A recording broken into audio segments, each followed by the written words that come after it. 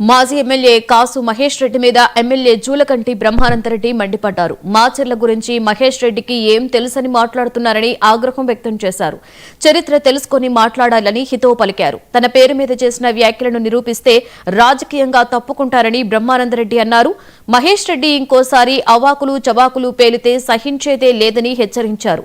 అధికారంలో ఉన్న 5 ఏళ్లు మాచర్లలో ఒక్క కొత్త సిమెంట్ రోడ్డైనా వేశారా అని ప్రశ్నించారు.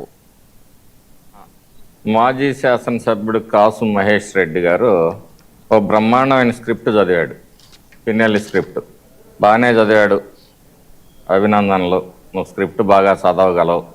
దాంట్లో కొన్ని అవాకులు చవాకులు అవాస్తవాల గురించి మాట్లాడాడు. అసలు ఫస్ట్ నీతో మొదలు పెడతా. నీ చరిత్ర ఏంటి? సరే, మా తాత కాసు బ్రహ్మానందరెడ్డి ముఖ్యమంత్రి, మా అయ్య వెంగళరెడ్డి జిల్లా పరిషత్ చైర్మన్ అంటావు. సరే, వాళ్ళు కాసు అయితే మీ నాయన అరకాసు అయ్యాడు, నువ్వు ఇప్పుడు పావు కాసు అయ్యావు. అసలు మాచర్ల గురించి మీకు ఏం తెలుసని మాట్లాడుతున్నావు?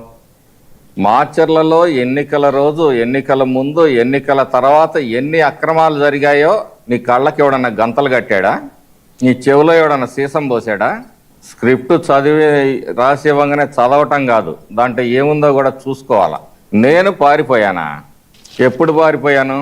నువ్వు పారిపోయావు. నరసరావుపేట నుంచి నువ్వు పారిపోయావు, మీ అయ్య పారిపోయి గురజాలు వచ్చాడు. చరిత్ర తెలుసుకో మహేష్ రెడ్డి. ఈ తిరకాసు మాటలతోటే మాట్లాడితే మాచర్ల ప్రజలు నీకు కొరకాసు పెడతారు. ఒక విగ్రహాల దొంగ, ఒక అవినీతి పరుడు, ఒక దోపిడీదారుడు మీ జిల్లా పార్టీ అధ్యక్షుడు. దౌర్భాగ్యం. అవునులే, అంతకన్నా ఏం జరుగుద్ది? శవ రాజకీయాల్లో పుట్టిన పార్టీ మీది, దోపిడీ డబ్బుతో పుట్టిన పార్టీ మీది.